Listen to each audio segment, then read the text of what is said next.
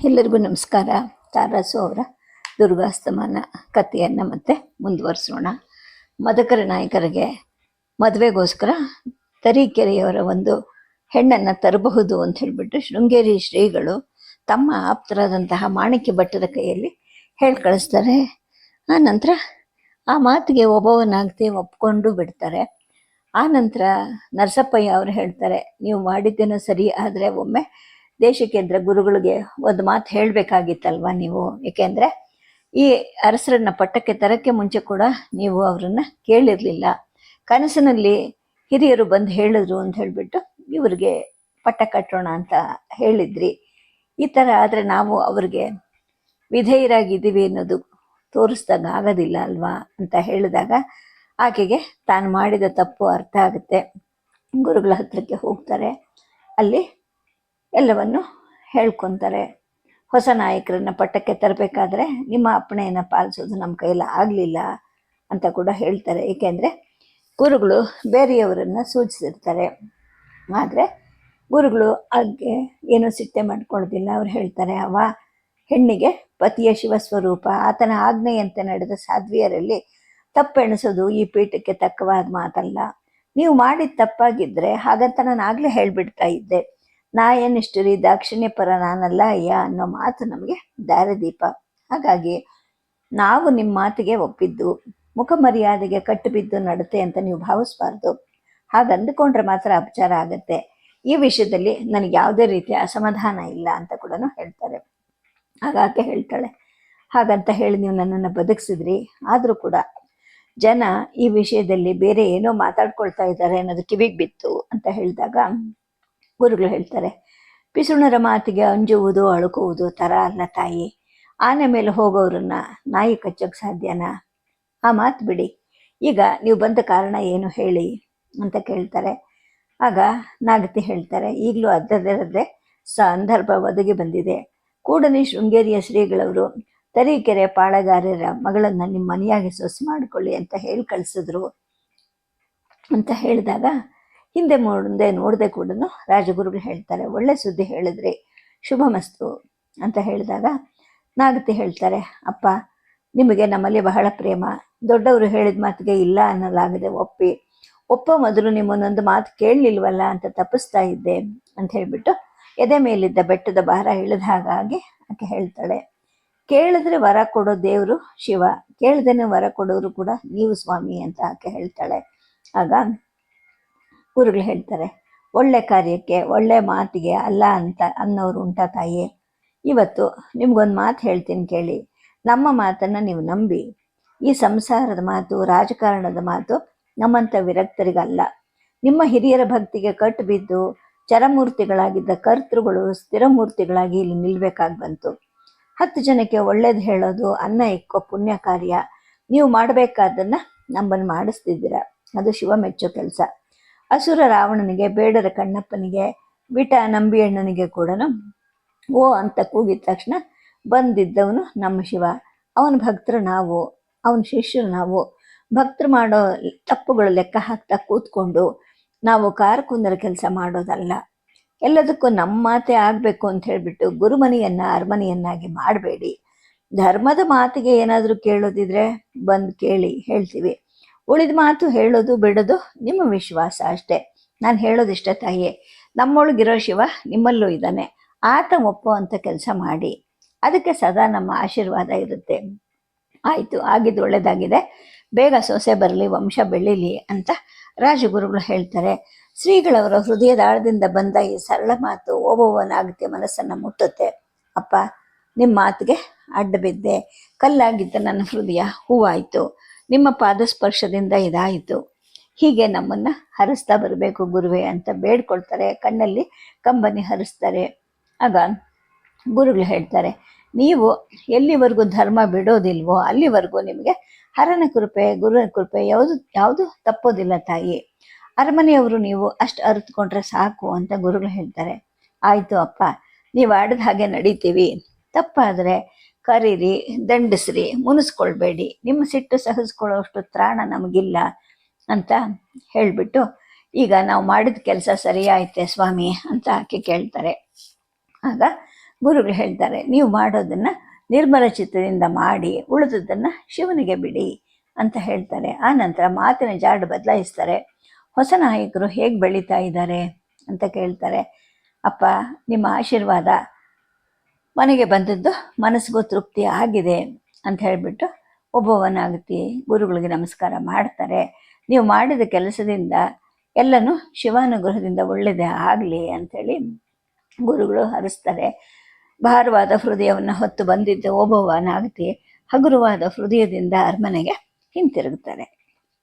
ಇನ್ನು ಬೇಸಿಗೆಯಲ್ಲಿ ಕರಗಿ ನೀರಾಗಿ ಹರಿದ ಮಂಜುಗಡ್ಡೆ ಮತ್ತೆ ಚಳಿಗಾಲ ಬರೋಕ್ಕೆ ಹಿಟ್ಟು ಮಂಜಾಗಿ ಕೊನೆಗೆ ಹೆಪ್ಪುಗಟ್ಟಿ ಹಿಮಶೈಲ ಆಗೋ ಹಾಗೆ ಪಟ್ಟಾಭಿಷೇಕದ ಕಾಲದಲ್ಲಿ ಕೂಡಿ ಕರಗಿದ್ದ ಜನಸ್ತೋಮ ಮತ್ತೆ ಭಾವ ಸಂವತ್ಸರದ ಕಾರ್ತಿಕ ಬಹುಳ ಬೀದಿಗೆ ಸ್ಥಿರವಾರದ ಹಗಲಲ್ಲಿ ನಡೆದ ಮಧುಕರ ನಾಯಕರ ವಿವಾಹ ಮಹೋತ್ಸವವನ್ನು ಕಾಣಕ್ಕೆ ಕಿಕ್ಕಿರಿಯುತ್ತೆ.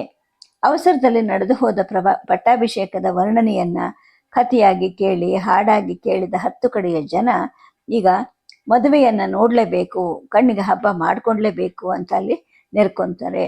ಛತ್ರ ಚಾವಡಿಗಳು, ಮನೆ ಮುಂಗಟ್ಟುಗಳು, ಗುಡಿ ಮಠಗಳು, ತೋಪು ತೆವರುಗಳು ಎಲ್ಲಿ ನೆಲ ಸಿಕ್ಕರೆ ಅಲ್ಲಿ ತಳ ಊರಿ ಎಲ್ಲ ಜನ ಸೇರ್ಕೊಂತಾರೆ. ನಾಯಕರ ಮದುವೆಗೆ ಅಂತ ಮದುವಣಿಗಿತ್ತಿ ಹಾಗೆಯೇ ಸಿಂಗಾರವಾಗಿದ್ದ ಅರಮನೆಯನ್ನು ನೋಡಿ ಎಲ್ಲರೂ ಸಂತೋಷ ಪಡ್ತಾರೆ. ಅದೃಷ್ಟ ಇದ್ದವರು ಅರಮನೆಯಲ್ಲಿ ನಡೆದ ಮದುವೆ ಆ ಸಂಜೆ ದೀಪಾಲಂಕೃತವಾದ ತಾರಾಮಂಡಲದಲ್ಲಿ ಏಕನಾಥೇಶ್ವರಿ ದೇವಾಲಯದ ಮುಂದೆ ಕಲ್ಲಿನ ನವಿಲಿನ ಉಯ್ಯಾಲೆ ಕಂಬಕ್ಕೆ ತೂಗು ಹಾಕಿದ್ದ ಬೆಳ್ಳಿ ಉಯ್ಯಾಲೆ ಮನೆಯಲ್ಲಿ ಕೂತಿದ್ದಂತಹ ಬಾಲ ದಂಪತಿಗಳನ್ನ ನೋಡ್ತಾರೆ. ಉಯ್ಯಾಲೆಯನ್ನು ಆಡಿಸ್ತಾರೆ. ಅದನ್ನ ನೋಡೋಕ್ಕೆ ಆಗದೆ ಇರೋಂಥವ್ರು ಅದನ್ನೆಲ್ಲ ಕಣ್ಣಾರೆ ನೋಡಿದವ್ರಿಗಿಂತ ಹೆಚ್ಚು ಹರ್ಷ ಪಡ್ತಾರೆ. ಬಾಲಗೋಪಾಲ ಮತ್ತು ರಾಧೆಯರನ್ನು ನೋಡಿದ ಹಾಗೆ ಸಂತೋಷ ಪಡ್ತಾರೆ. ಮದುವೆ ಮನೆಯ ರಸದೂಟ ತಿಂದು ಸಾವಿರಾರು ನಾಲಿಗೆಗಳು ರುಚಿ ಚಪ್ಪರಿಸುತ್ತವೆ. ಆದರೆ ತಾವು ಆ ಊಟ ಮಾಡದೇ ಇದ್ರೂ ಕೂಡ ತಾವು ತಂದ ರೊಟ್ಟಿ ಬುತ್ತಿಗಳನ್ನು ತಿಂದು ಲಾಡು ಚಿರೋಟಿಗಳನ್ನು ಮೆದ್ದ ಹಾಗೆ ತೃಪ್ತಿಯಿಂದ ತೇಗಿದವರು ಕೂಡ ಇನ್ನೂ ಸಹಸ್ರಾರು ಜನ ಇರ್ತಾರೆ. ಮದುವೆಯನ್ನು ನೋಡಿ ತೃಪ್ತಿ ಪಟ್ಟವ್ರಿಗಿಂತ 10 ಪಟ್ಟು ಜನ ಆ ಒಂದು ಮದುವೆಯ ವೈಭವವನ್ನು ಕೇಳೇನೆ ಸಂತೋಷ ಪಟ್ಟಿರ್ತಾರೆ. ಜೊತೆಗೆ ಮದುವೆಗೆ ಅಂತ ಬಂದಿದ್ದಂತಹ ಸಾಮಂತರು, ಮಿತ್ರರು, ಪಾಳೆಗಾರರು, ದೂರದ ರಾಜಪ್ರತಿನಿಧಿಗಳು ಕೂಡ ಇದು ತಮ್ಮ ಮನೆಯದೇ ಒಂದು ಮೆರವಣಿಗೆ ಏನೋ ಅನ್ನೋ ಹಾಗೆ ವಿಧ ವಿಧವಾದ ವಾಹನಗಳಲ್ಲಿ ಕುಳಿತು ವೈಭವದಿಂದ ಹೋಗ್ತಾ ಇರ್ತಾರೆ. ಎಲ್ಲೆಲ್ಲೂ ಸಂತೋಷ ಸಂಭ್ರಮ ತುಂಬಿ ತುಳುಕ್ತಾ ಇರುತ್ತೆ. ಆ ಸಂಜೆ ಗಜ ತುರಗ ರಥ ಪಡೆಗಳು, ಬಗೆ ಬಗೆಯ ಶಸ್ತ್ರಾಸ್ತ್ರ ಸಮವಸ್ತ್ರ ಧರಿಸಿದ ಪದಾತಿಗಳು, ಪಲ್ಲಕ್ಕಿಗಳು, ಬಗೆ ಬಗೆಯ ಶಬ್ದ ನಿನಾದದಿಂದ ಜನರ ಎದೆಯನ್ನು ಮೀಡಿದಂತಹ ಭೇರಿಗಳು, ಕಹಳೆ, ತುತ್ತೂರಿಗಳು, ಸೂರ್ಯವಾದ್ಯ, ಚಂದ್ರವಾದ್ಯ, ಕಾಶಿ ಜಲರಿ, ಭಾಜಾ ಭಜಂತ್ರಿ, ಕಂಚಿನ ನಗಾರಿ ಮುಂತಾದ ವಾದ್ಯಗಳನ್ನು ನುಡಿಸೋರು, ಹಗಲು ದೀವಟಿಗೆ, ಪಂಚದೀವಟಿಗೆ, ಸಪ್ತದೀವಟಿಗೆ, ಸಾಲು ಪಂಜುಗಳು, ವಿವಿಧ ವೇಷಧಾರಿಗಳು, ಬಗೆ ಬಗೆಯ ಹಾಡು ಹಾಡ್ತಾ ಕೋಲಾಟ ಆಡುವರು, ವೀರಗಾಸೆ, ನಂದಿಕೋಲು, ಕರಡಿ ಮಜಲು ಕುಣಿತದವರು, ಇವುಗಳೆಲ್ಲನೂ ಕೂಡ ನೋಡಿ ಸಂತೋಷ ಪಟ್ಟವರು ಸಹಸ್ರಾರು ಜನ ಇರ್ತಾರೆ. ದಿವ್ಯಾಲಂಕೃತವಾದ ಆನೆ ಮೇಲೆ ಬಂಗಾರದ ಅಂಬಾರಿಯಲ್ಲಿ ಕೂತು ಹೊರಟ ನವವಧೂವರರಿಗೆ ಪ್ರತಿ ಮನೆಗಳ ಮುಂದೂ ಆರತಿ ಮಾಡಿಸಿ ಮುಂದಕ್ಕೆ ಕಳಿಸ್ತಾ ಇರ್ತಾರೆ. ಈ ಉತ್ಸವದ ಅಂಗವಾಗಿ ದೀವಟಿಗೆಯ ಕವಾತು ಕೂಡ ನಡೀತಾ ಇರುತ್ತೆ. ಇದೆಲ್ಲವನ್ನು ನೋಡಿ ಹಿಗ್ತವ್ರೆ ಜನ, ಸಂತೋಷನೂ ಪಡ್ತಾರೆ ಇಡೀ ಸೀಮೆಯ ಜನ. ಈ ವೈಭವವನ್ನೆಲ್ಲ ನೋಡಿ ನೆರೆದವರ ನಾಲಿಗೆ ಮುರಿದಗ್ಲ ಆದರೆ ನಿಂಗವ್ವನಿಗೆ ಅಂದರೆ ಮಧುಕರ ನಾಯಕನ ಸ್ವಂತ ತಾಯಿಗೆ ಮಗನ ಜೊತೆ ಹಸೆ ಮೇಲೆ ಕೂತು ನವರತ್ನ ಆಭರಣಗಳಿಂದ ಸಿಂಗಾರಿಸಿಕೊಂಡಿರಂತಹ ದಂತದ ಗೊಂಬೆ ಆಗಿರೋ ಸೊಸೆಯನ್ನು ನೋಡಿ ಹರ್ಷಾಶ್ರುಗಳಿಂದ ಕಣ್ಣು ತುಂಬಿ ಹೋಗಿರುತ್ತೆ. ಆನಂದದ ಅತಿರೇಕದಿಂದ ಬಾಯಿ ಕೂಡ ಕಟ್ಟು ಹೋಗಿರುತ್ತೆ. ಅರಮನೆಯಲ್ಲಿ ಒಬ್ಬರು ಮತ್ತೊಬ್ಬರು ಕುಶಾಲ ವಿಚಾರಿಸುವಂತಹ ಸಾವಿರಾರು ಜನ ಇದ್ರೂ ಕೂಡ ನೀನು ಮದುವೆ ಆಗಿರೋ ಈ ಹೆಣ್ಣು ನಿನಗೆ ಒಪ್ಪಿಗೆ ಆಯ್ತಾ ಅಂತ ಯಾರು ಮದುವೆ ಆಗಿದ್ದ ಗಂಡನ್ನ ಕೇಳಿರೋದಿಲ್ಲ. ಕೊನೆಗೆ ಒಬ್ಬವನಾಗ್ತಿ ಆ ಸಡಗದಲ್ಲಿ ಮರೆತು ಹೋಗ್ತಿದ್ದ ಆ ಮಾತನ್ನು ಜ್ಞಾಪಿಸ್ಕೊತಾರೆ. ಆವತ್ತಿನ ದಿವಸ ರಾತ್ರಿ ತನಗೆ ನಮಸ್ಕರಿಸ್ಬೇಕು ಅಂತ ಬಂದ ಬಾಲ ದಂಪತಿಗಳನ್ನ ಹರಿಸ್ತಾರೆ. ಅವರಿಬ್ಬರನ್ನು ತನ್ನ 2 ಪಕ್ಕದಲ್ಲಿ ಕೂಡಿಸ್ಕೊಂಡು ಇಬ್ಬರು ಹೆಗಲ ಮೇಲೂ ಮಮತೆಯ ಅಂಗರಕ್ಷೆಯ ಹಾಗೆ ಕೈ ಹಾಕ್ತಾರೆ. ಮದುವಣಿಗೆಯನ್ನ ಕೇಳ್ತಾರೆ. ನಾವು ತಂದ ಈ ಹೆಣ್ಣು ನಿನಗೆ ಒಪ್ಪಿಗೆ ಆಯ್ತಾ ಮಗು ಅಂತ. ಆಕೆ ಮಾತನ್ನು ಕೇಳಿ ಬಾಲ ದಂಪತಿಗಳಿಬ್ಬರು ಒಬ್ಬರು ಮುಖವನ್ನ ಮತ್ತೊಬ್ಬರು ನೋಡ್ಕೊಂತಾರೆ. ಯಾಕೋ ಗೊತ್ತಿಲ್ಲ, ಅವರಿಬ್ಬರು ಮುಖಗಳು ರಂಗೇರುತ್ತವೆ. ಮದಕರಿ ನಾಯಕನ ಬಾಯಿಂದ ಮಾತೆ ಹೊರಡೋದಿಲ್ಲ. ನೀನ್ ಬಿಡು ಮೂಕ್ ಬಸವಣ್ಣ, ಬಿಡು, ನನ್ನ ಸೊಸೆ ಈ ಅರಗಿಳಿನೇ ಕೇಳ್ತೀನಿ ಅಂದ್ಬಿಟ್ಟು, ಏನವ್ವ ಕಂದ, ನಿನಗೆ ನಿನ್ನ ಅಪ್ಪ ಅಮ್ಮ ಆರಿಸಿದವರು ಒಪ್ಪಿಗೆ ಆಯ್ತಾ ಅಂತ ಕೇಳಿದಾಗ ಲಕ್ಕಾಂಬೆಗೆ ಏನು ಹೇಳಬೇಕು ಅಂತ ತೋಚಲ್ಲ. ಆಕೆಯ ಕೆನ್ನೆ ಕೆಂಪಾಗುತ್ತೆ, ತುಟಿ ಮಾತ್ರ ಎರಡಾಗೋದಿಲ್ಲ. ಈಗಲೇ ಮುದುಕಿ ಕೈಲಿ ಮಾತಾಡಬೇಡ ಅಂತ ಕಟ್ ಮಾಡಿದೆಯೇನೋ ನಿನ್ನ ಹೆಂಡತಿಗೆ ಅಂತ ತೋರಿಕೆಯ ಸಿಟ್ಟಿನ ಧ್ವನಿಯಲ್ಲಿ ಓಬವ್ವನಾಗ್ತಿ ಕೇಳ್ತಾರೆ. ಈ ಮಾತು ಮದಕರಿ ನಾಯಕನ ಹೃದಯವನ್ನು ನಾಟುತ್ತೆ. ಏನವ್ವ, ನಾನಂಥ ಕೆಟ್ಟ ಮಗನ ಅಂತ ಕೇಳ್ತಾನೆ. ಅಲ್ಲ ಅನ್ನೋದಾದ್ರೆ ನಾನು ಕೇಳಿದ ಮಾತಿಗೆ ಉತ್ತರ ಕೊಡು ಮತ್ತೆ ಅಂತ ಆಕೆ ಮತ್ತೆ ಪಟ್ಟು ಬಿಡದೆ ಕೇಳ್ತಾಳೆ. ನಿಜ ಹೇಳ ಅವ್ವ ಅಂತ ಅವನು ಕೇಳಿದಾಗ, ನನ್ನಲ್ಲಿ ಯಾಕೆ ಮುಚ್ಚುಮರೆ, ಏನಿದೆ ಹೇಳು ಅಂದಾಗ, ನಾನು ಹುಡುಗನಾಗಿದ್ದಾಗ ನಮ್ಮ ಅವ್ವನ ಪಕ್ಕದಲ್ಲಿ ಮಲ್ಕೊಂಡು ಆಕೆ ಹೇಳ್ತಿದ್ದ ರಾಜ್ಕುಮಾರರ ಕತೆ ಕೇಳ್ತಾ ಇದ್ದಾಗ ನಾನು ಆ ರಾಜಕುಮಾರರ ಹಾಗೆ ಒಬ್ಬ ರಾಜಕುಮಾರಿಯನ್ನ ಗೆದ್ದು ತರಬೇಕು ಅಂತ ಅನ್ಕೊಂಡಿದ್ದೆ ಅವ್ವ ಅಂತಾನೆ. ಸರಿ, ಈಗೇನಾಯ್ತು ಬಿಡು, ತಾನಾಗಿ ಬಂದವಳೆ ನಿನ್ನನ್ನು ಗೆದ್ಲು ಅಲ್ವಾ, ಅದು ಕತೆ ಇರ್ಲಿ ಬಿಡು, ಇದು ಜೀವನ. ಈಗ ಇನ್ನೊಂದು ಕೆಲಸ ಮಾಡೋಣ, ಇನ್ನಷ್ಟು ಪ್ರಾಯ ಬರುತ್ತಲ್ಲ, ಆಗ ಮತ್ತೊಬ್ಬ ಸೊಸೆಯನ್ನು ಗೆದ್ದು ತಗೊಂಬ. ಅಲ್ಲಿವರೆಗೂ ಈ ಪಟ್ಟದ ಸೊಸೆಯನ್ನ ಮಲ್ಲಿಗೆ ಹೂವಿನ ಹಾಗೆ ನೋಡ್ಕೋ ಅಂತ ಹೇಳ್ಬಿಟ್ಟು ಅವರಿಬ್ಬರ ನೆತ್ತಿಗಳನ್ನ ನಾಗತಿ ನೇವರಿಸ್ತಾಳೆ. ಮದಕರಿ ನಾಯಕನ ಪಾಲಿಗೆ ಆ ನೇವರಿಕೆನೆ ನಿಜವಾದ ಲಗ್ನ ಕೂಡ ಆದಾಗನ್ಸುತ್ತೆ. ನಾಯಕರ ಮದುವೆ ಎಲ್ಲರಿಗೂ ಆನಂದವನ್ನು ಉಂಟು ಮಾಡಿರುತ್ತೆ. ಆದರೆ ಮದಕರಿ ನಾಯಕರಿಗೆ ನಿಜವಾದ ಆನಂದ ಆಗಿದ್ದು ಓಬವ್ವನಾಗತಿ ಆತನನ್ನು ಕರೆಸ್ಕೊಂಡು, ನೋಡು, ಮದುವೆಯಾಗಿ ಇನ್ನು 10 ದಿನವೂ ಕಳೆದಿಲ್ಲ, ನಿಮ್ಮವ್ವ ಅಪ್ಪ ಮುಳ್ಳಿನ ಮೇಲೆ ಕೂತವ್ರ ಹಾಗೆ ಊರಿಗೆ ಹೋಗ್ತೀವಿ ಅಂತ ಕೂತಿದ್ದಾರೆ. ಅವರಿದ್ರೆ ಮನೆ ತುಂಬದಂಗಿರುತ್ತೆ, ನೀನಾದರೂ ಅವರನ್ನು ಇಲ್ಲಿ ಇರೋಕ್ಕೆ ಹೇಳು ಅಂತ ಹೇಳಿದಾಗ ಮದಕರಿ ನಾಯಕನಿಗೂ ಕೂಡ ತಂದೆ ತಾಯಿ ಎಲ್ಲಕ್ಕಿಂತ ಹೆಚ್ಚಾಗಿ ಹಳೆ ದಿನವನ್ನೆಲ್ಲ ನೆನಪಿಗೆ ತಂದು ಹೊಸ ಉತ್ಸಾಹ ಮೂಡಿಸಿರೋ ತಮ್ಮ ಪರಶುರಾಮ ಜಾನ್ಕಲ್ಗೆ ಹಿಂತಿರ್ಗೋದು ಬೇಡವಾಗಿರುತ್ತೆ. ಅದು ಬೇಸರದ ಮಾತಾಗಿರುತ್ತೆ. ಆದರೆ ತಾಯಿ ಹತ್ರ ಅದನ್ನು ಹೇಳಿದಾಗ ಆಕೆ, ನೋಡು, ನೀನು ಇರು ಅಂದಿದ್ದೆ ಸಾಕು ಅಂತ ಬೆಚ್ಚಗೆ ಇಲ್ಲಿದ್ದರೆ ಅರಮನೆಯಲ್ಲಿ ಮನೆಯಲ್ಲಿದ್ದ ಹಾಗಾಗತ್ತೇನೋ. ನಿನ್ನ ಸಂತೋಷ ನೋಡಿಕೊಂಡು ಇಲ್ಲಿದ್ದರೆ ನಾವು ಅಲ್ಲಿನ ಕೆಲಸ ಮಾಡೋರು ಯಾರಪ್ಪ? ನಿನ್ನ ಸುಖ ಸೌಭಾಗ್ಯ ಕಣ್ ತುಂಬ ನೋಡಿದ್ದಾಯಿತು, ಇನ್ನು ಮನೆ ಚಿಂತೆ ಮಾಡಬೇಡ್ವೆ? ಎಷ್ಟು ದಿನ ಇಲ್ಲಿದ್ರು ಒಂದಿನ ನಾವು ಹೋಗಲೇಬೇಕಲ್ಲ ಅಂತ ಹೇಳಿರ್ತಾಳೆ. ಒಬ್ಬೊಬ್ಬನಾಗತಿಗೆ ಮದಕರಿ ನಾಯಕ ತನ್ನ ತಾಯಿ ಆಡಿದ ಮಾತನ್ನು ತಿಳಿಸಿದಾಗ, ಹಾಗ್ಯಾಕೆ ಹೋಗಬೇಕು, ಅವ್ರು ಇಲ್ಲೇ ಇದ್ದರೆ ಆಗಲ್ವೇ ಅಂತ ನಾಗತಿ ಕೇಳ್ತಾರೆ. ಹಾಗಂದ್ರೆ ಏನವ್ವ ಅಂತ ನಾಯಕರು ಕೇಳ್ತಾರೆ. ಏನಿಲ್ಲ, ನಾವು ಪ್ರಧಾನಿಗಳಿಗೆ ಹೇಳ್ತೀವಿ, ಜಾನಕಲ್ ಕೋಟೆಗೆ ಬೇರೆ ದಳವಾಯಿಗಳನ್ನ ನೇಮಿಸೋಣ, ನಿಮ್ಮಪ್ಪ ಅವ್ವ ಇಲ್ಲೇ ಇರಲಿ, ಮುಪ್ಪಿನ ಮುದುಕಿ ನಾನು, ನಿನ್ನ ಹೆಂಡ್ತಿನೂ ಎಲ್ಲರನ್ನೂ ನೋಡ್ಕೊಳ್ಳೋಕೆ ನನ್ನ ಕೈಲಾಗತ್ತಾ? ನೀನು ಇಲ್ಲಿಗೆ ಬಂದಾಗ್ಲೇ ಈ ಮನೆ ಅವ್ರದ್ದು ಆಯಿತು. ಹಾಗಂದ್ಕೊಂಡು ಇಲ್ಲಿರೋದು ಬಿಟ್ಟು ದೂರ ಹೋಗ್ಬಿಟ್ಟು ದಿನ ಮಗ ಹೇಗಿದ್ದಾನೋ ಸೊಸೆ ಹೇಗಿದ್ದಾಳೋ ಅಂತ ಉಣ್ಣುವಾಗ ಉಡುವಾಗ ನಿನ್ನ ತಾಯಿ ಕಣ್ಣೀರು ಒರೆಸ್ಕೊಂಡ್ರೆ ಅದು ಯಾವ ದೇವ್ರಿಗೆ ಪ್ರೀತಿ ಹೇಳು? ಹಾಗಾಗಬಾರ್ದು. ಈ ದಾಕ್ಷಿಣ್ಯಕ್ಕೆ ತಕ್ಷ ಶಿಕ್ಷೆ ಮಾಡಲೇಬೇಕು ಅಂತ ನಾಗತಿ ಹೇಳ್ತಾರೆ. ಮರುದಿನವೇನೆ ಪ್ರಧಾನಿ ನರಸಪ್ಪಯ್ಯನವ್ರ ಜೊತೆಗೆ ಜಾನಕಲ ದುರ್ಗದ ದಳವಾಯಿತನಕ್ಕೆ ಯಾರನ್ನ ನೇಮಿಸೋದು ಅಂತ ಯೋಚನೆ ಮಾಡೋಕ್ಕೆ ಶುರು ಮಾಡ್ತಾರೆ. ಆದರೆ ಆ ಕೆಲಸ ಯೋಚನೆ ಮಾಡಿದಷ್ಟು ಸುಲಭದ್ದಾಗಿರೋದಿಲ್ಲ. ಯಾಕೆ ಅಂದರೆ, ಈ ಜಾನಕಲ್ನ ಗಡಿ ಠಾಣ್ಯ ಅನ್ನೋದು ಬರೀ ಗಡಿ ಠಾಣ್ಯ ಅನ್ನೋ ವಿಚಾರಕ್ಕೋಸ್ಕರ ಪ್ರಧಾನವಾಗಿದ್ದಲ್ಲ. ಅದಕ್ಕಿಂತ ಮಿಗಿಲಾಗಿ ದುರ್ಗದ ದಂಡಿಗೆ ಬೇಕಾಗಿರ್ತಕ್ಕಂತಹ ಕತ್ತಿ, ಕಠಾರಿ, ಬಾಕು, ಕೋವಿ, ತುಪಾಕಿ, ತೋಪು, ಗುಂಡುಗಳಿಗೆ ಬೇಕಾದ ಕಬ್ಬಿಣವನ್ನು ಅಲ್ಲಿಗೆ ಸಮೀಪದಲ್ಲಿದ್ದ ಗಾದ್ರಿಮಲೆಯ ಸೆರಗಿನಲ್ಲಿದ್ದ ಕಿಟ್ಟಿದಾಳದಿಂದ ಜಾನಕಲ್ಲಿಗೆ ಸಮೀಪದಲ್ಲಿದ್ದ ಗಟ್ಟಿ ಹೊಸೂರಿಗೆ ತಂದು ಅವನ್ನ ಕರಗಿಸಿ ಗಟ್ಟಿಗಳನ್ನಾಗಿ ಮಾಡಿ ಕೋಣದ ಬಂಡಿಗಳಲ್ಲಿ ದುರ್ಗಕ್ಕೆ ತರ್ತಾ ಇದ್ರು. ಹಾಗಾಗಿ ಆ ಮಾರ್ಗ ದುರ್ಗಕ್ಕೆ ಒಂದು ರೀತಿಯಲ್ಲಿ ಜೀವನಾಡಿಯಾಗಿರುತ್ತೆ.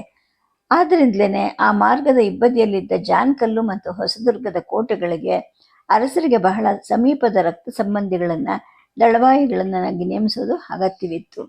ಈಗ ಅದೇ ಜಾನಕಲ್ಲಿಂದ ಭರಮಪ್ಪ ನಾಯಕರನ್ನ ಕದಲಿಸಿದ್ರೆ ಅಲ್ಲಿಗೆ ಯಾರನ್ನ ನೇಮಿಸೋದು? ನರಸಪ್ಪಯ್ಯ ಈ ಪ್ರಶ್ನೆಯನ್ನು ಎತ್ತಿದಾಗ ನಾಗತಿ ಹೇಳ್ತಾರೆ, ಹೊಸದುರ್ಗದ ದಳವಾಯಿಗಳನ್ನು ಅಲ್ಲಿಗೆ ನೇಮಿಸಿದ್ರೆ ಆಗಲ್ವೇ ಅಂತ. ಆಗ ಆತ ಹೇಳ್ತಾರೆ, ಜಂಪಣ್ಣ ನಾಯಕರು ಹೊಸದುರ್ಗದ ದಳವಾಯಿಗಳು, ಜಾನಕಲ್ಲಿನ ದಳವಾಯಿಗಳನ್ನಾಗಿ ಅವರನ್ನು ನೇಮಿಸೋದ್ರಲ್ಲಿ ಯಾವ ಅಭ್ಯಂತರನೂ ಇಲ್ಲ. ಆದರೆ ಆ ವಿಷಯದಲ್ಲಿ ನಿಮ್ಮಲ್ಲಿ ಒಂದು ಮಾತು ಕೇಳಬೇಕಾಗಿದೆ ಅಂತ ನರಸಪ್ಪಯ್ಯ ಅವರು ಹೇಳ್ತಾರೆ. ಅಲ್ಲಿದೇನು ಹೊಸ ಮಾತು ಅಂತ ಅನಿರೀಕ್ಷಿತವಾಗ ಬಂದಂತಹ ಪ್ರಧಾನಿಗಳ ಮಾತುಗಳಿಂದ ಆಕೆ ಚಕಿತರಾಗಿ ಕೇಳ್ತಾರೆ. ಆಗ ಪ್ರಧಾನಿಗಳು ಹೇಳ್ತಾರೆ, ಹೊಸದು ಅಂತ ಏನೂ ಇಲ್ಲ, ಹಳೆ ಮಾತೇನೆ. ಹಿಂದೆ ಪಟ್ಟಕ್ಕೆ ಯಾರನ್ನು ತರಬೇಕು ಅಂತ ಮಾತು ಬಂದಾಗ ಇದೇ ಜಂಪಣ್ಣ ನಾಯಕರ ಪುತ್ರ ಭರಮಣ್ಣ ನಾಯಕರ ಹೆಸರು ಕೂಡ ಅಲ್ಲಿ ಬಂದಿತ್ತು. ಅವ್ರ ಮನಸ್ಸಿನಲ್ಲಿ ಆ ಆಸೆ ಮೂಡಿದ್ರೆ ಆಶ್ಚರ್ಯನೂ ಏನೂ ಇಲ್ಲ. ಅದು ನಡೀತಿಲ್ಲ. ಹಾಗಾಗಿ ಅವ್ರ ಮನಸ್ಸಲ್ಲಿ ಸ್ವಲ್ಪ ಅಸಮಾಧಾನ ಕೂಡ ಉಳ್ಕೊಂಡಿರುತ್ತೆ. ಈಗ ಹೇಗೂ ಅವ್ರ ಲಗ್ನಕ್ಕೆ ಬಂದಿದ್ದಾರೆ, ತಮಗೂ ಅವರೇನು ದೂರದವ್ರೇನಿಲ್ಲ. ಅವ್ರನ್ನ ಕರೆಸ್ಕೊಂಡು ಒಂದು ಮಾತು ಕೇಳಿದ್ರೆ ಅವ್ರಿಗೂ ಕೂಡ ಅರಮನೆ ತಮ್ಮನ್ನು ಮರೆತಿಲ್ಲ ಅಂತ ಸಂತೋಷನೂ ಆಗುತ್ತೆ. ಅವರ ಮನಸ್ಸು ತಿಳಿಯಾದರೆ ಆವಾಗ ಇಲ್ಲಿ ಎಲ್ಲ ಕೆಲಸನೂ ಸುಲಭ ಆಗತ್ತೆ. ಇದು ಈ ರಾಜ ಸಂಸಾರ ಒಗ್ಗಟ್ಟಿನಿಂದಾಗಿ ಇರಬೇಕಾದಂತಹ ಕಾಲ ಅಂತ ತಮ್ಮ ಅಭಿಪ್ರಾಯವನ್ನು ವಿವರಿಸಿ ಹೇಳ್ತಾರೆ. ಈ ಮಾತನ್ನು ಕೇಳಿ ನಾಗತಿಗೂ ಈ ಮಾತು ಸರಿ ಅನಿಸುತ್ತೆ. ಆಯಿತು, ಇವತ್ತೋ ಅಥವಾ ನಾಳೆನೋ ಹೊತ್ತು ನೋಡಿಕೊಂಡು ಅವ್ರ ಮನಸ್ಸನ್ನು ತಿಳಿದು ಅವರನ್ನ ಇಲ್ಲಿ ಕಳಿಸಿ, ಈ ಮಾತಾಗೋವರೆಗೂ ಅವರು ಹೊಸದುರ್ಗಕ್ಕೆ ಹೋಗೋದು ಬೇಡ ಅಂತ ನಾಗತಿ ಆಜ್ಞಾಪಿಸ್ತಾರೆ. ಆಯಿತು, ಅಷ್ಟು ಮಾಡಿ ಅನಂತರ ಬಂದು ನಿಮ್ಮನ್ನು ಕಾಣ್ತೀನಿ ಅಂತ ನರಸಪ್ಪಯ್ಯ ಅವರು ಹೇಳ್ತಾರೆ. ಆಗ ನಾಗತಿ ಮನಸ್ಸಿನಲ್ಲಿ ಹೇಳ್ಕೊಳ್ತಾರೆ, ಹಸಿ ಮಣ್ಣು ಅಥವಾ ಹಸಿ ಕೆಸರಿನಲ್ಲಿ ಗೋಡೆ ಕಟ್ಟುವಂತಹ ಈ ಅರಮನೆಯ ಹಿರಿತನ ನನ್ನ ಶತ್ರುಗೂ ಬೇಡ. ಮಹಾರಾಯರು ಇಂಥ ಕೆಲಸವನ್ನು 28 ವರ್ಷ ಕಾಲ ಅದು ಹೇಗೆ ನಡೆಸಿದ್ರೋ ಗೊತ್ತಿಲ್ಲ. ಒಂದಿನವೂ ಆ ಕಷ್ಟವನ್ನು ಅವ್ರು ಹೇಳ್ಕೊಂಡಿಲ್ವಲ್ಲ ಅಂತ ತಾವು ಗತಿಸಿದ ತಮ್ಮ ಪತಿಯನ್ನು ನೆನೆಸ್ಕೊತಾರೆ. ಪ್ರಧಾನಿ ನರಸಪ್ಪಯ್ಯ ಅವರು ಊಹಿಸಿದ ಹಾಗೆ ದುರ್ಗದ ಸಿಂಹಾಸನಕ್ಕೆ ಅರಸರನ್ನು ಆಯ್ಕೆ ಮಾಡೋ ವಿಷಯದಲ್ಲಿ ಜಂಪಣ್ಣ ನಾಯಕರಿಗೆ ಸ್ವಲ್ಪ ಅಸಮಾಧಾನ ಆಗಿರುತ್ತೆ. ಕಸ್ತೂರಿ ರಂಗಪ್ಪ ನಾಯಕ ಅವರು ಕಾಸ ಅಣ್ಣನ ಮಗ ಆಗ್ಬೇಕು ಇವ್ರಿಗೆ, ತಂದರೆ ತಮ್ಮ ಮಗ ಇದ್ದ ಹಾಗೇನೆ. ಆತ ಸಂತಾನವಿಲ್ಲದೆ ತೀರ್ಕೊಂಡಾಗ ಇನ್ನೂ ಆ ಸಿಂಹಾಸನ ತನಗೆ ಅಥವಾ ತನ್ನ 2 ಗಂಡು ಮಕ್ಕಳಲ್ಲಿ ಒಬ್ರಿಗೆ ಅದು ಆಗತ್ತೆ ಅಂತ ಅವರು ನಂಬ್ಕೊಂಡಿರ್ತಾರೆ. ಆದರೆ ನಂತರ ನಡೆದ ರಾಜಕೀಯದ ಪಗಡೆ ಆಟದಲ್ಲಿ ದಾಳ ಅವ್ರಿಗೆ ಬೇಕಾದ ಗರ್ವನ್ನ ಹಾಕಿರೋದಿಲ್ಲ. ಅತ್ಯಂತ ಅನಿರೀಕ್ಷಿತವಾಗಿ ಅಷ್ಟೇ ಶೀಘ್ರವಾಗಿ ಆತ ತನ್ನ ಬಾಯಿ ತುತ್ತು ಅಂತ ಅಂದ್ಕೊಂಡಿದ್ದು ಬೇರೆಯವರ ಪಾಲಾಗಿರುತ್ತೆ. ಈ ಅಸಮಾಧಾನ ಪ್ರಕಟ ಆಗೋಕ್ಕೆ ಸಂದರ್ಭನೂ ಸಿಗೋದಿಲ್ಲ ಸರಿಯಾಗಿ. ಹಾಗಾಗಿ ಆತನಿಗೆ ಒಳಗಡೆನೆ ಕೋಪ ಹೊಗೆ ಆಡ್ತಾ ಇರುತ್ತೆ. ಈಗ ಪ್ರಧಾನಿಗಳು ತಾವೇ ಆತನನ್ನು ಕರೆಸ್ಕೊತಾರೆ. ಹಿರಿಯ ನಾಗತಿಯವರು ನಿಮ್ಮ ಹತ್ರ ಮಾತಾಡಬೇಕಾದ ವಿಷಯ ಇದೆಯಂತೆ, ನಿಮ್ಮ ಸಮಯ ನೋಡಿ ಹೇಳಿ ಕಳಿಸಿ ಅಂತ ಹೇಳಿದ್ದಾರೆ ಅಂತ ಹೇಳಿದಾಗ ಆ ಕೋಪ ಹೊರಗಡೆ ಬರೋಕ್ಕೆ ಅವಕಾಶ ದೊರೀತು ಅಂತ ಅನ್ಕೊತಾರೆ. ಅವ್ರು ಹೇಳ್ತಾರೆ, ದಂಡಿನ ಉಳಿದವ್ರಿಗೂ ಅರಮನೆಗೂ ಎಲ್ಲಿ ಸಂಬಂಧ? ಏನಾದರೂ ಕೆಲಸ ಇದ್ದರೆ ನೇಮಿಸ್ಲಿ, ನಡೆಸ್ತೀವಿ ಅಂತ ಹೇಳ್ತಾರೆ. ನಿಮ್ಮನ್ನು ಕರೆಸಿರೋರು ಹಿರಿಯ ನಾಗತಿಯವರಷ್ಟೇ ಅಲ್ಲ, ನಿಮಗೆ ಅವರು ಅತ್ತಿಗೆಯವರು ಕೂಡ ಅಂತ ಪ್ರಧಾನಿಗಳು ಹೇಳ್ತಾರೆ. ಆ ನೆಂಟಸ್ತಿಗೆ ಯಾರಿಗೆ ನೆನಪಿದೆ? ಇದ್ರೂ ಆಗಬೇಕಾಗಿರೋದೇನೋ ಈ ಬರೀ ಊಟ ಉಪಚಾರದ ನೆಂಟಸ್ತಿಕೆಯಿಂದ ಏನಾಗುತ್ತೆ? ಅದಿದೆ ಅಂತ ಅಂದ್ಕೊಳ್ಳೋಕ್ಕಿಂತ ನಾವು ಉಳಿದವರು ಅಂತ ಅಂದ್ಕೊಂಡ್ಬಿಟ್ರೆ ಮನಸ್ಸಿಗೆ ಎಷ್ಟೋ ನೆಮ್ಮದಿ ಸಿಕ್ಕತ್ತೆ ಅಂತ ಜಂಪಣ್ಣ ನಾಯಕ ಸಣ್ಣಗೆ ಕಿಡಿಕಾರ್ತಾನೆ ಮಾತಾಡ್ತಾನೆ. ನಿಮ್ಮ ದುಗುಡ ದುಮ್ಮನ ನಮಗೂ ಅರ್ಥ ಆಗುತ್ತೆ, ಆ ವ್ಯತೆ ಯಾರಿಗಿಲ್ಲ ಅಂದ್ಕೊಂಡಿದ್ದೀರಾ ಅಂತ ಪ್ರಧಾನಿಗಳು ಹೇಳಿದಾಗ, ಯಾರಿಗಿದೆ? ಯಾರಿಗೂ ಇರೋಲ್ಲ ಅಂತ ಕೂತು ನೆಲವನ್ನು ಜಂಪಣ್ಣ ನಾಯಕ ಸಿಟ್ಟಿನಿಂದಲೇ ತಟ್ತಾನೆ. ಆಗ ಪ್ರಧಾನಿಗಳು ಹೇಳ್ತಾರೆ, ನಮಗಿದೆ, ದಂಡಿನ ದಳವಾಯಿಗಳಿಗೆ ನಮ್ಮೆಲ್ಲರಿಗಿಂತ ಹೆಚ್ಚಾಗಿ ಹಿರಿಯ ನಾಗತಿಯವ್ರಿಗೂ ಕೂಡ ಇದೆ. ಕನಸಲ್ಲಿ ಪತಿದೇವರ ಅಪ್ಪಣೆ ಆಯಿತು ಅಂತ ಹೇಳಿಬಿಟ್ಟು 12 ವರ್ಷದ ಹಸುಳಿಯನ್ನು ಇಷ್ಟು ದೊಡ್ಡ ಪಟ್ಟಕ್ಕೆ ತರೋದು ಸರಿಯಾ ಅಂತ ಅವರು 3 ದಿನ ಊಟ ನೀರು ಬಿಟ್ಟು ಯೋಚನೆ ಮಾಡಿದ್ರು. ಕನಸು ಸುಳ್ಳುವೋ ಅಥವಾ ನಿಜವೋ ಅಂತ ವಿಘ್ನೇಶ್ವರ ಶಾಸ್ತ್ರವನ್ನು ಕೂಡ ಓದಿಸಿದ್ರು, ಶಕುನ ಕೇಳಿದ್ರು. ಎಲ್ಲ ಕಡೆಯಿಂದಲೂ ಅವನ ಹೆಸರೇ ಬಂತು. ಆಗಲೂ ಕೂಡ ಮಗನಿಗಿಂತ ಹೆಚ್ಚಾದ ಮೈದುನನ್ನು ಇಟ್ಟುಕೊಂಡು ಈ ಕೆಲಸ ಮಾಡಬೇಕಾಯ್ತಲ್ಲ ಅಂತ ಕಣ್ಣೀರಿಟ್ಟು ಕೊರಗಿದ್ರು. ಕೊನೆಗೆ ನಾವೇ ಅವ್ರಿಗೆ ಧೈರ್ಯ ಹೇಳಬೇಕಾಗಿ ಬಂತು. ಇಂತಹ ಅತ್ತಿಗೆ ವಿಷಯದಲ್ಲಿ ನೀವು ಹೀಗೆ ಮಾತಾಡಬಹುದಾ ಅಂತ ಹೇಳಿಬಿಟ್ಟು ಸತ್ಯದ ಮುಖದ ಮೇಲೆ ಹೊಡೆದಷ್ಟು ಧೈರ್ಯವಾಗಿ ಸುಳ್ಳು ಸಮಾಧಾನವನ್ನು ಪ್ರಧಾನಿಗಳು ಹೇಳ್ತಾರೆ. ಆನಂತರ ಹೇಳ್ತಾರೆ, ನಾವು ಈ ರಾಜ್ಯದ ಪ್ರಧಾನಿಗಳೇನೆ, ಆದರೆ ನಾವು ಪರರು. ಗಂಡ ತೀರಿದ 6 ವರ್ಷಕ್ಕೆ ಆಳುವ ಮಗುವನ್ನು ಕಳ್ಕೊಂಡು ತಬ್ಲಿಯಾಗಿರೋ ಅತ್ತಿಗೆಗೆ ನೀವು ಸಮಾಧಾನ ಹೇಳಿ ಧೈರ್ಯ ಕೊಡೋದು ಬಿಟ್ಟು ಇಂಥ ಮಾತಾಡಿದ್ರೆ ಈ ರಾಜ್ಯವನ್ನೇನು ಕೋಟೆ ಬಾಗಿಲ ಆಂಜನೇಯ ಕಾಪಾಡಬೇಕೆ ಅಂತ ಹೇಳಿಬಿಟ್ಟು ಜಂಪಣ್ಣ ನಾಯಕನ ಮೇಲೇನೆ ತಪ್ಪನ್ನು ನರಸಪ್ಪಯ್ಯ ಹೊರಿಸ್ತಾರೆ. ಈ ಮಾತನ್ನು ಕೇಳಿ ಜಂಪಣ್ಣ ನಾಯಕನ ಮುಖಕ್ಕೆ ರಾಚ್ದಂಗಾಗತ್ತೆ. ಯಾವುದೋ ನೋವಿನಲ್ಲಿ ಮರೆತು ಹೋದ ಹಳೆ ಪ್ರೇಮವನ್ನು ಕೆದಕಿದಂತಾಗತ್ತೆ. ಇದೆಲ್ಲ ನಮ್ಗೆ ಹೇಳಿದ್ರು ನಾವು ಬೇಡ ಅಂತಿದ್ವಾ ಅಂತ ಸ್ವಲ್ಪ ಸಿಟ್ಟಿನಿಂದಲೇ ಕೇಳ್ತಾನೆ.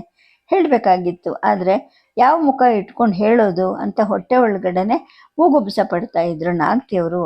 ನಾವೇ ಅವ್ರಿಗೆ ಸಮಾಧಾನ ಹೇಳಿ ಧೈರ್ಯ ಕೊಟ್ವಿ, ನೀವು ಆಡಬೇಕಾಗಿದ್ದ ಮಾತೆಲ್ಲ ನಾವೇ ಆಡಿದ್ವಿ ಅಂತ ಪ್ರಧಾನಿಗಳು ಹೇಳ್ತಾರೆ. ಅದು ಯಾಕೆ ಬೇಕಿತ್ತು? ನಾವೇನು ಸತ್ತಿದ್ವಾ? ಕರೆಸಿ ಹೇಳಿದರೆ ನೀವು ಹೇಳಿದ ಮಾತ್ರ ನಾವೇ ಹೇಳ್ತಿದ್ವಿ. ನಮ್ಮಲ್ಲಿ ಅವ್ರಿಗೆ ಅಷ್ಟು ವಿಶ್ವಾಸ ಇಲ್ವಾ? ನಮ್ಮನ್ನೇನು ಇವತ್ತು ನಿನ್ನೆ ನೋಡ್ತಾ ಇದ್ದಾರೇನವರು ಅಂತ ಜಂಪಣ್ಣ ನಾಯಕ ಸಿಟ್ಟಿನಿಂದಲೇ ಕೇಳ್ತಾನೆ. ನಿಮಗೆ ಅವರಲ್ಲಿ ಎಷ್ಟು ವಿಶ್ವಾಸ ಇದೆಯೋ ಅಷ್ಟೇ ಪ್ರೀತಿ ವಿಶ್ವಾಸ ನಿಮ್ಮಲ್ಲೂ ಅವ್ರಿಗಿದೆ. ಅದಕ್ಕೆ ಏನೋ ಮುಖ್ಯವಾದ ವಿಷಯ ಮಾತಾಡಬೇಕು ಅಂತ ನಮಗೇನು ಹೇಳ್ದೆ ನಿಮ್ಮನ್ನು ಹೇಳಿ ಕಳಿಸಿದ್ದಾರೆ. ಈಗ ನೀವೇ ಹೋಗಿ ಅವ್ರ ಹತ್ರ ಮಾತಾಡಿ ಏನು ವಿಷಯನೋ ತಿಳ್ಕೊಂಡು ಬನ್ನಿ. ಗೃಹ ಕೃತ್ಯದ ವಿಷಯ ಆಗಿದ್ದರೆ ನಿಮ್ಮಲ್ಲಿರಲಿ, ರಾಜಕೀಯದ ವಿಷಯ ಆದರೆ ನಮಗೂ ಒಂದು ಸ್ವಲ್ಪ ಹೇಳಿ ಅಂತ ಹೇಳಿಬಿಟ್ಟು ಪ್ರಧಾನಿಗಳು ಜಂಪಣ್ಣ ನಾಯಕನಿಗೆ ಇಲ್ಲದ ಹಿರಿತನವನ್ನು ಕೊಟ್ಟು ಆತನ ಕೋಪಕ್ಕೆ ಮತ್ತಷ್ಟು ಶೈತ್ಯೋಪಚಾರಗಳನ್ನು ಮಾಡಿ ಸ್ವಲ್ಪ ಕೋಪ ಕಡಿಮೆ ಆಗೋ ಹಾಗೆ ಮಾಡ್ತಾರೆ.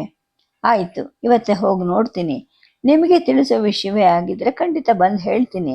ರಾಜಕೀಯದ ವಿಷಯದಲ್ಲಿ ಏನಿದೆಯೋ ಗೊತ್ತಿಲ್ಲ. ಅರಮನೆಗೆ ನೀವು ಕೂಡ ನಮ್ಮಷ್ಟೇ ಹತ್ತಿರದ ನೆಂಟರು ಅಂತ ಜಂಪಣ್ಣ ನಾಯಕ ಹೇಳ್ತಾರೆ.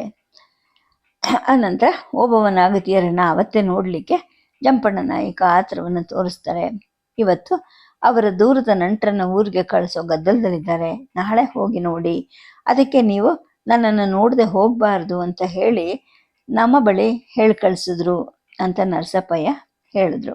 ಆಯಿತು, ಅತ್ತಿಗೆ ಅವರ ಕೆಲಸಕ್ಕಾದರೆ 1 ದಿನ ಏನು 2 ದಿನ ಬೇಕಾದರೂ ಇಲ್ಲಿ ಉಳ್ಕೋತೀನಿ. ದೂರದವ್ರಿಗಾದರೆ ಹೋಗೋ ಆ ಥರ ನಮಗಿದು ಮನೆಯೇ ಅಲ್ವೇ ಅಂತ ಜಂಪಣ್ಣ ನಾಯಕ ಹೇಳಿದಾಗ, ಹೌದು, ಅತ್ತಿಗೆ ಮತ್ತು ಮೈದುನರ ವಿಶ್ವಾಸ ಹೀಗೆ ಇರಲಿ ಅಷ್ಟೇ ನಮ್ಮ ಅಪೇಕ್ಷೆ ಅಂತ ಹೇಳ್ಬಿಟ್ಟು ಪ್ರಧಾನಿಗಳು ಹೇಳ್ತಾರೆ. ಜಂಪಣ್ಣ ನಾಯಕರನ್ನು ಬೀಳ್ಕೊಟ್ಟು ಆ ನಂತರ ನೇರವಾಗಿ ಅರಮನೆಗೆ ಹೋಗಿ ನಾಗತಿಯವರನ್ನು ಕಂಡು ಅಲ್ಲಿ ನಡೆದ ಮಾತೆಲ್ಲವನ್ನು ವಿವರಿಸಿ ಹೇಳ್ತಾರೆ. ಇದೆಲ್ಲವನ್ನು ಕೇಳಿದ ಆಕೆ ಅವರ ಜಾಣ್ಮೆಯನ್ನು ಮೆಚ್ಚಿಕೊಳ್ತಾರೆ. ನಿಮ್ಮವ್ವ ನಿಮಗೆ ತುಂಡು ನಾಲಿಗೆ ಕೊಟ್ಟು ಹಡಿದ್ರು ಅಂತ ಅದೊಂದು ದಿನ ನೀವು ಹೇಳಿದ್ರಿ, ಆದರೆ ಆ ತುಂಡು ನಾಲಿಗೆಗೆ ಇಷ್ಟು ಅಗ್ನಿಶಾಮಕ ಶಕ್ತಿ ಇದೆ ಅಂತ ನಮಗೆ ಗೊತ್ತಿರಲಿಲ್ಲ. ಅಂತೂ ನಮಗಾಗಿ ನೀವು ಇಷ್ಟೊಂದು ಆಟ ಕಟ್ಟಬೇಕಾಯಿತು ಅಂತ ಹೇಳಿಬಿಟ್ಟು ನಾಗತಿ ಸಂತೋಷದಿಂದಲೇ ಹೇಳ್ತಾರೆ. ಸದ್ಯಕ್ಕೆ ಕಥೆಯನ್ನು ನಿಲ್ಲಿಸಿರ್ತೀನಿ. ನಮಸ್ಕಾರ.